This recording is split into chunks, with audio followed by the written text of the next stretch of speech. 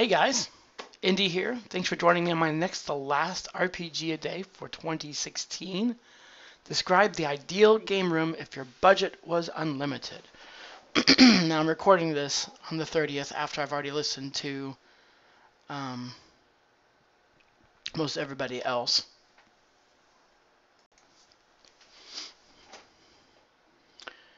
So, the table space is the number one thing.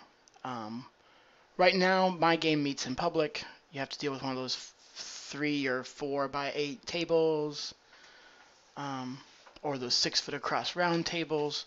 I think the ideal table would be an expandable table. Hopefully, I'll have a link here, not a link, but a cut to a video. And that so this table, the table would hopefully expand fairly easily to accommodate group sizes. Some people talk about from 1 to 10 players in addition to the GM.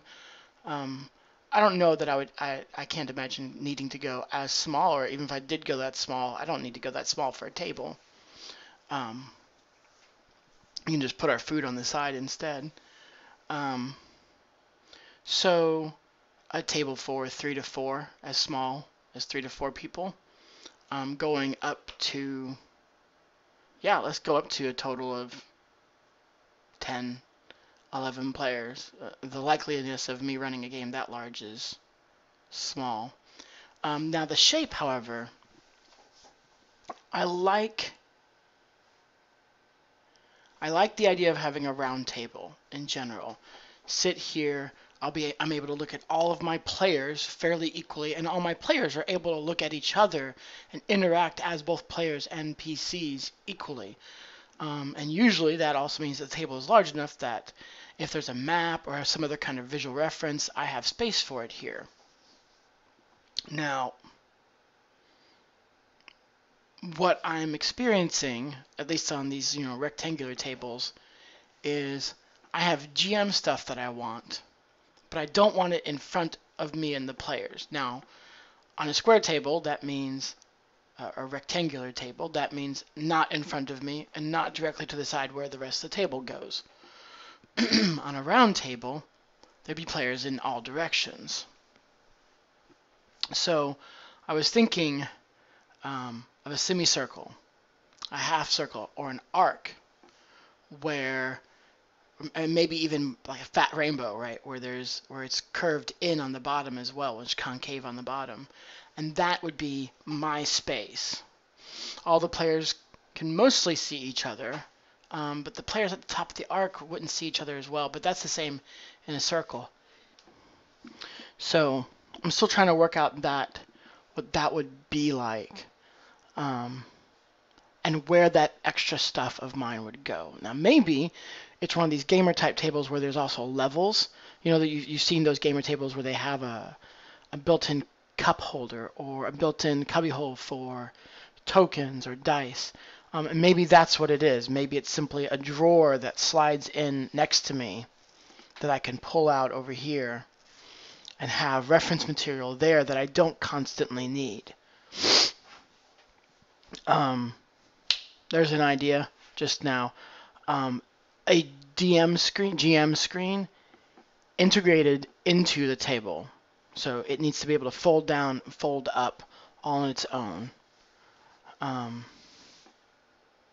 maybe just have clips for pieces of paper or LCD monitors where you can tell it which page of a PDF that you want to load up. This room would have a small fridge.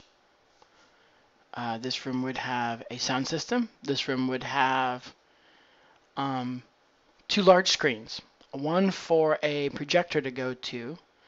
I would like the ability to have one of those cameras that's hanging over the table looking at whatever I've put out there, whether it's a whiteboard or a map, Speaking of, might as well make the whiteboard integrated into the table, and maybe next to it have little cubby holes where you store miniatures. I don't know. I use miniatures, but not in a combat, like a heavy combat, how many inches am I away sort of thing. Um, it's just more representational so that people don't have to ask so many questions and try to keep it in their head so much. What does this look like? That I can put out the basics and then describe the rest. But anyway, so one screen for a camera that's looking over the center of the table to put that up. And then maybe somewhere else, maybe on the opposite side, a screen with a projector on it that I can load up a setting image. I would really love to have a setting image or setting music to go with most of my games, but I think I lack the design bone, that gene that a user interface person or computer human interactive CHI person has. Whenever I've tried to write programs, my user interfaces are butt ugly. They're bad. They're too simple. And I also have a real problem searching for things. Now, Google, with the way that it does searching, has definitely made internet searching for me in my life a lot better. But a lot of times I don't know what to search through, and I start to get either frustrated or impatient. And the impatience probably comes from having 5,000 hobby ideas in my head that I'd like to do. So I don't spend a lot of time weeding through all the available imagery to set the mood. But if I had a really good way to display that, maybe I would find the time, that would be more worth it to me. Because right now it would just be, let's spend half the ink in my printer to print out a page and hold it up, an 8.5 by 11 sheet. Let's hold it up to people. Maybe clip it to the back of my GM screen. It's not the same. If it was, a 6-foot by 8-foot or 10-foot screen image projected up on the wall, that would probably have a stronger effect on the players. The lighting in the room would need to be one of those dial controls, also with the option to set different rows of lights on. As you can probably tell from my from the looks when I'm recording at work, I do work in a big business, in a big professional environment, and a lot of our conference rooms have a projector and a screen, and the rows of lights, you can have them all on, or you can have alternate ones on, or just the front ones on, or just the back ones on, things like that. And that really makes, in the office environment, that really helps with the ability to look at, a screen that's being projected up. Or just have it all on because you don't need that kind of user interface going on. But my idea for that for a role-playing room would be to help control the mood lighting in the setting. Ooh, mood lighting. Yeah, how about some color lights as well? That would be awesome. A speaker system that is, cornered. By cornered, what do I mean by cornered? I mean surround sound. Okay, that's really what I mean. The sound sources are surrounding us, and have a little few ones underneath the table pointed out at the players. That could be good too.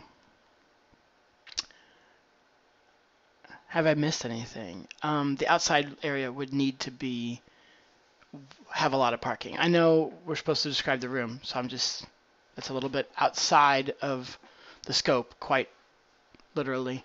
But if we're going to host possibly 11 people, I want the parking to be good. I want everyone to, it's not your neighborhood street. I don't want someone parking 2 blocks away and having to walk the rest of the way. I'd like there to be sufficient parking. I can't think of anything else. Because I'm an old fogey, I would like a manual pencil sharpener screwed onto a wall somewhere, anchored on, so that I can manually sharpen actual wood and carbonite pencils. Is it carbonite? That's just a fictional word. Carbon? They're not lead anymore. I think it's carbon. Graphite. That's what it is. I'll probably leave that in the edit. You can have fun with me juggling with what the heck that is, making Star Wars references for real things. Yeah, that sounds like a good room. I'd probably get in there and have 5 things I would want to change. But if I have no limit on the budget, then I can get that changed. Anyways, let's move on. If you'd like to find out more about RPG A Day or RPG Brigade, this year's hosts, the links are down below. You can also go there to find other people's answers to these questions and share your own. Feel free to comment down below with any of your responses to these same questions, or to post links to other people's content that you found also interesting.